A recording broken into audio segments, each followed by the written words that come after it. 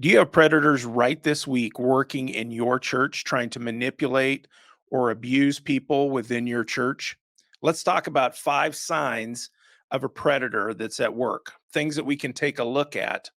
And this is important stuff for us to get right to talking about because abuse of children, the elderly, or anyone is devastating, not only to them but everyone around them and our communities and our churches, but especially to them. And I think you and I need to take a few minutes to talk about it. So I'm hoping you'll stick with me for just a few minutes here so that we can have this quick discussion and be a little bit more alerted and aware of signs and things for us to look for. The purpose, we want to protect our children, but don't forget, this is also not just about our children. It can also be elderly people within your church, and it can be other people that I may not be looking at that are more vulnerable. It could be other folks, maybe people with disabilities. I don't know what those situations might, in fact, be, but there are all kinds of people within our church that we need to protect, but especially our children. And so we've got other methods and tools. We want to protect our children and our church, or our elderly attendees and our vulnerable attendees.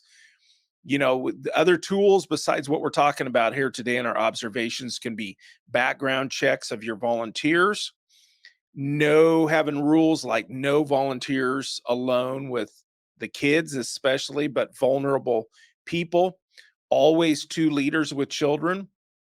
So, if you can't have two leaders, then you might use a roving patrol situation where maybe you have a security person that takes some time and walks around every few minutes and just observes the classrooms, or a teacher within the children's ministry who does that. And their assigned duty is just to walk around and observe what's going on and maybe help here and there, but making sure that they're making rounds around to the other classrooms so that you end up having a second set of eyes. Very important. And no solo trips to the store or fast food. That's a very important rule because it's how we're going to talk about one of the main ways that predators work with the kids, especially, and sometimes with the elderly folks as well. But mainly, we're focused on the kids, obviously. So, no alone trips. And if somebody's caught going to the store or taking a kid to a fast food restaurant by themselves from the Sunday school, meeting them during the week or whatever, if they're caught doing that, then they're out. They can go volunteer in a adult ministry somewhere, or landscaping or something else. But we do not want to tolerate teachers being alone with their students, with the kids from our ministries. So, and then we take a look at the next section here, just defining that. What does that predator actually look like? It's a person who manipulates, exploits, and they're engaged in harmful behaviors towards other people, especially those kids and folks that we're talking about, generally targeting vulnerable people such as children, elderly, or those with lesser abilities, maybe disabilities, lesser power, if you will. And so we want to be focused on this stuff. We want to be paying attention to, is this possibly going on as we're not just screening people, but as we're working around the church, things that we observe going on. These people, these predators, seek to establish trust and exploit relationships and gain access to potential victims. So they're looking for different ways that they can do that, whether it's an immediate access to that victim, or whether they're long term working on ways to work their way into volunteering or whatever they need to do to get closer to that victim. They may intend physical, sexual, or emotional abuse or financial exploitation. So we're looking for these characteristics or these things. We've got 5 signs here to talk about and some other details with that. Number one, first detail we want to look at, whether it's with the kids, elderly, or vulnerable, they have excessive interest in those folks. So they're eager to volunteer with those, spend time with those, especially the kids. They seek opportunities to be alone with the kids. And there's inappropriate behavior. You just notice little things that are inappropriate, like inappropriate touching, language, or gestures, things that just don't seem respectful, or as we'll talk about in a little bit, don't respect boundaries. They may, in extreme situations, you may see little signs where they want to wrestle or tickle or hug or kiss a child inappropriately. And so we're paying attention to those things and we're not ignoring it. We're going to talk about what to do if we detect some of this vulnerable behavior or some of this predatorial behavior. Number two, grooming. Predatory behavior is grooming is a big part of this, where they work either try to do it quickly, or they're working over time to establish trust with these kids. And it's not just with the kids. You'll notice that oftentimes they'll try to build a little bit of a relationship, gain some trust with the parents, oftentimes. And many times these children are members of a single parent family, single parent household, if you will. So mom's in charge, oftentimes, dad maybe. And so the parent struggles sometimes to provide stuff to the child, spend time with the child, all of those kind of things. So these predators, as part of their grooming, may work to give them gifts and do favors, and they may create what they're calling a debt. You owe me. You owe me now. And they may work to do that, short term or long term. Taking them, and they're creating this debt by taking them to the store, taking them out to eat, and they're very good about finding the weaknesses of the kids in the areas where they don't have much money, or they don't get to go to the store very often, they don't get to go out to eat very often, and the predator picks up on this and begins to try to take them to these areas and create that debt and provide favors. They give them excessive attention and excessive praise, and may try to convince the child under this grooming behavior that they are, as in the predator, is the only one who knows something, the only one who cares, and the only one who values them. That's how they work on getting closer to these kids.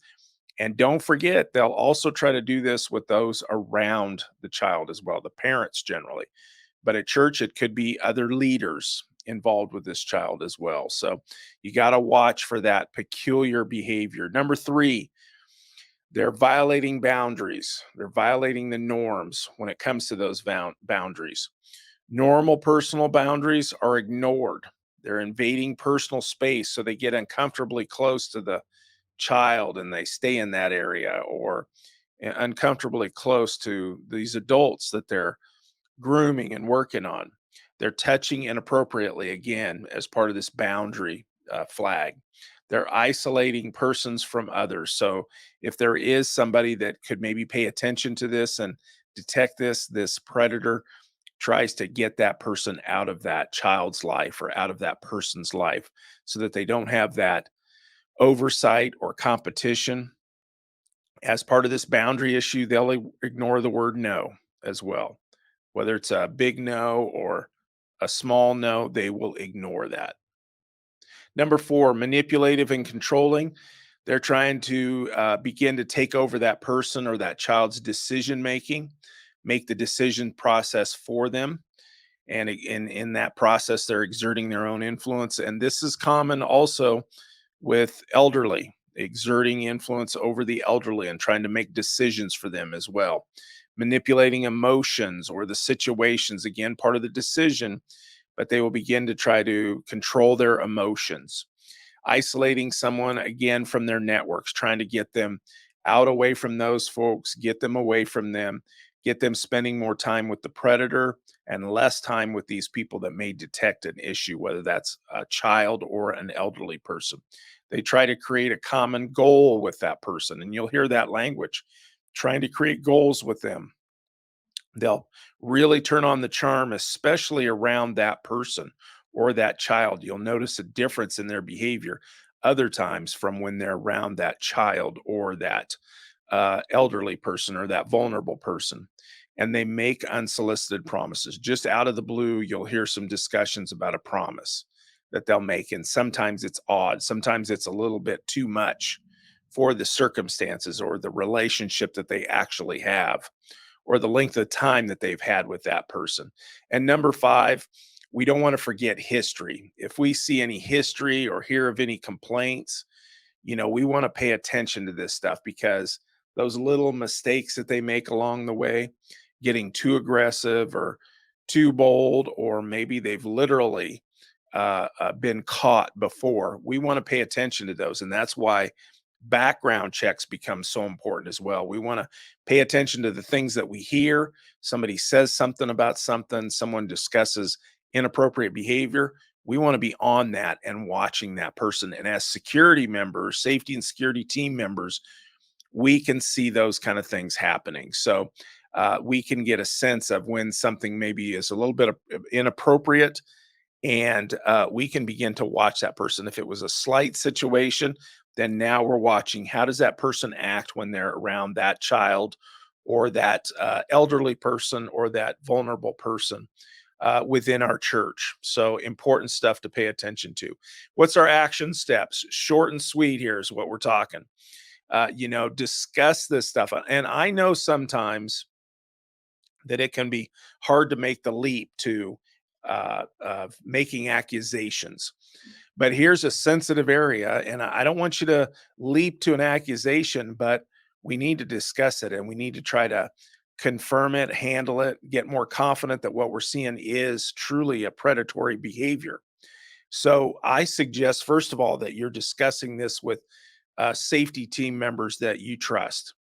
And it's in confidence. We're not going to share this stuff with anybody, but go to another team member that you trust, maybe your safety team leader, and in confidence, maybe even remind them in confidence, this is what you're observing and you're a little bit uncomfortable about it. And maybe we need to watch it in the future, watch these people, how they interact in the future.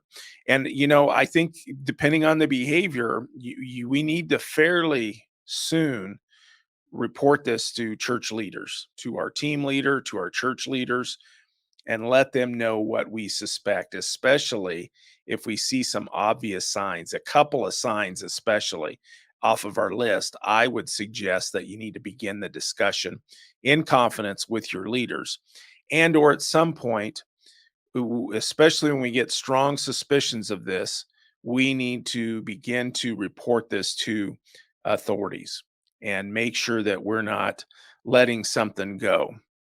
And I just want to remind us that we need to be vigilant in this area because this can really affect people.